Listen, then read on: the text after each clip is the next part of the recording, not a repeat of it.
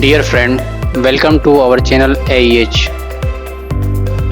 Hello friends, how are you? I think you will be fine. In the last video we have discussed about the noun and kinds of noun, है ना. noun और kind of noun के बारे में हमने पिछले video में जाना था. अब एक चीज़ और देख लेते हैं, noun numbers, है ना. अगर हम देखें तो जो noun होता है वो दो फॉर्म में यूज़ किया जाता है. एक होती है सिंगुलर फॉर्म और एक होता है प्लूरल फॉर्म, है ना. यानी कि अगर नाउन का सिंगुलर फॉर्म का बात करें आप, नाउन की सिंगुलर फॉर्म, सिंगुलर, तो इसमें ये डिनोट करता है किसी एक वचन को, है ना. यानी जो काम करने वाला है वो सिंगल है, ठीक है. जैसे हम बात करें बॉय, तो ये सिंगुलर फॉर्म हो गई. जैसे बात करा हमने पेन, सिंगुलर फॉर्म है. जैसे बात करा काऊ, तो सिंगुलर फॉर्म है ना. जैसे बात कर लिया आपने एप्पल, सिंगुलर फॉर्म है. यानी कि जिससे ये पता लग रहा हो कि वो एक वचन है, नाउन एक वचन में है, यानी नाउन जो है एक है, तो वो हमारा सिंगुलर फॉर्म होगा. अब बात करते हैं प्लूरल फॉर्म की, क्योंकि दो ही फॉर्म होती हैं, दो ही नंबर होते हैं ना प्लूरल फॉर्म. अगर आप प्लूरल फॉर्म की बात करते हैं तो इस कंडीशन में बहुत होता है. इस कंडीशन में ये पता लग जाता है कि जो नाउन है ना, जिस नाउन के बारे में बात की जा रही है वो एक से ज़्यादा है. जैसे बॉय लिखा हुआ है ना, इसका प्लूरल हो जाता है बॉयज़. तो बॉयज़ आते ही हमारे दिमाग में एक बात तो आ गई कि कम से कम, है ना, दो लड़कों की बात हो रही है और ज़्यादा से ज़्यादा कितने की भी हो सकती है. इसी तरह पेन, पेन तो वहाँ पे हमने कह दिया पेन्स, तो इससे भी ये डिनोट हो रहा है कि इसमें, है ना, एक पेन से तो कम से कम ज़्यादा की बात हो ही रही है. इसी तरह काउस, तो यहाँ पे पता लग रहा है कि इसमें जो है ना, एक गाय से ज़्यादा की बात हो रही है, यानी कि वो प्लूरल फॉर्म में है. और देखा जाए तो इसी तरह हमने इसका एप्पल्स का क्या लिख लिया, एप्पल्स, तो जिससे भी डिनोट हो रहा है कि ये प्लूरल फॉर्म में है. तो ये तो होते हैं, है ना, नाउन के नंबर, यानी कि सिंगुलर और प्लूरल. फिर एक चीज़ और जाननी है हमें, जेंडर, है ना. तो अब हम देखते हैं जेंडर, है ना. अगर नाउन के जेंडर की बात करें तो नाउन के जेंडर चार होते हैं, सॉरी, है ना. सबसे पहला होता है मस्कुलाइन जेंडर, ठीक है, मस्कुलाइन जेंडर.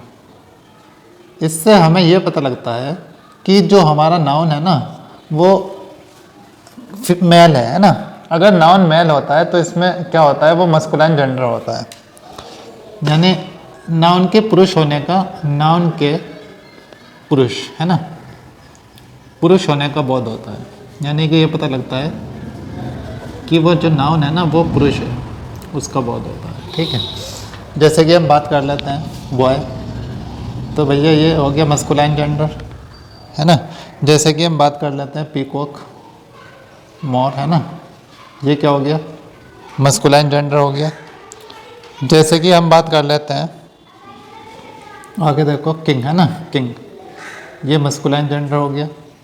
जैसे कि हम बात कर लेते हैं आप ये मान लीजिए कि हीरो, है ना, ये मस्कुलाइन जेंडर हो गया, क्योंकि हमें पता लग रहा है कि वो क्या है ना, मेल है. अब देखिए एक चीज़ होती है फीमेल जेंडर, क्या देखते हैं, फीमेल जेंडर, है ना. फीमेल जेंडर से हमें ये पता लगता है, ये बोध होता है कि जो नाउन है वो स्त्री है ना. नाउन के स्त्री होने का बोध होता है, नाउन के फीमेल होने का बोध होता है. एक मिनट, अब देखो, है ना, नेक्स्ट जेंडर हम ले चुके हैं. तो नेक्स्ट जेंडर हमने लिखा है फेमिनाइन जेंडर, है ना. इसमें क्या होता है, नाउन के स्त्री होने का, नाउन के फीमेल होने का बोध होता है. ये कह लीजिए कि नाउन जो है फीमेल होने का बोध होता है. यानी कि हमें पता लग जाता है कि जो नाउन है ना हमारा वो फीमेल है. जैसे कि बॉय का बना लीजिए आप, है ना, गर्ल हो जाएगा, क्या हो जाएगा, गर्ल, है ना, लड़की. पीकॉक, पीहन हो जाएगा. यानी कि, है ना, अगर मस्कुलाइन जेंडर की बात करें तो पीकॉक, फेमिनाइन जेंडर की बात करें तो पीहन, है ना. इसी तरह क्वीन, है ना, किंग का क्वीन हो जाता है, ये इसकी फीमेल होती है. अब इसी तरह देखो हीरो, है ना, तो इसका क्या हो जाएगा, हीरोइन. तो ये क्या हो गया, फेमिनाइन जेंडर हो गया. अब एक थर्ड टाइप का जेंडर लेते हैं, एक थर्ड टाइप का जेंडर लेते हैं जिसमें जो कहलाता है कॉमन जेंडर, कॉमन जेंडर कहलाता है. अब अगर आप कॉमन जेंडर की बात करें तो इसमें है ना ऐसा नाम आता है जो पुरुष और स्त्री, मेल और फीमेल है ना, दोनों के लिए यूज हो जाए, यानी कि नर और मादा है ना, दोनों का ज्ञान होता हो, यानी कि नाउन से नर और मादा, नाउन से मेल और फीमेल दोनों का पता लगता हो, नाउन से मेल वे फीमेल, ठीक है, दोनों का बोध होता हो। अब देखिए ऐसे क्या हो सकता है ना, चाइल्ड यानी बच्चा है ना, तो ये लड़की और लड़का दोनों के लिए कॉमन है। जैसे मैं बोलता हूँ फ्रेंड है ना, फ्रेंड मेल भी हो सकता है ना, पुरुष भी हो सकता है और फीमेल भी हो सकती है। जैसे मैं बोलूँ सर्वेंट है ना, सेवक, तो ये मेल और फीमेल हो सकता है।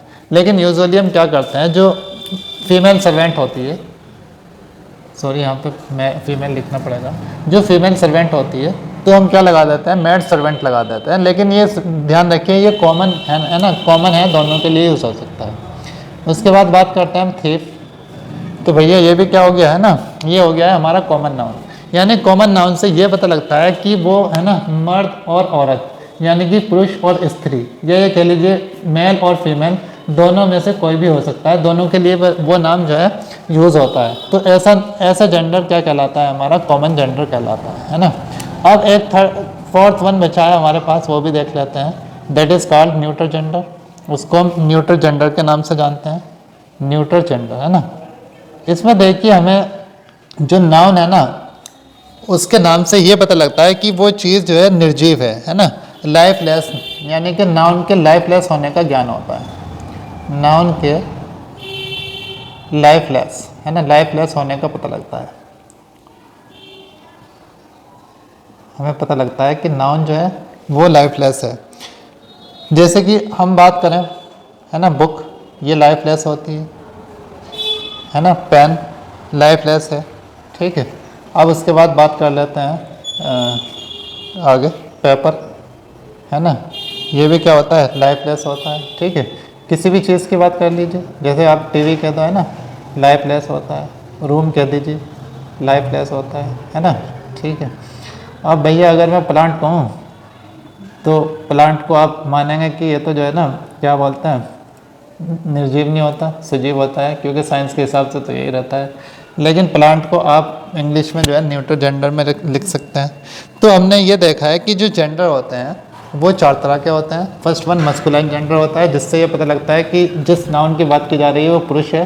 सेकंड वन फेमिनाइन जेंडर होता है, जिससे ये पता लगता है ना जिस नाउन की बात की जा रही है वो फीमेल है।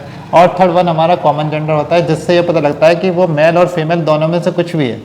और फोर्थ वन हमने देखा है कि इसमें लाइफलेस होने का पता लगता है, यानी ये पता लगता है कि जो हमारा नाउन है वो ना तो मेल है, ना फीमेल है, ना कॉमन जेंडर है, बल्कि वो न्यूट्रल है, यानी उसमें प्राण मौजूद नहीं है, यानी कि वो लाइफलेस है, उसमें किसी तरह का कोई जीवन नहीं है। तो ये 4 जेंडर होते हैं। और I think our topic is clear about the genders. We will talk in the next video about the so we will discuss about the pronouns in the next video. Dear friend, please like, share and subscribe to our channel. Please press bell icon so that you can get new video notifications.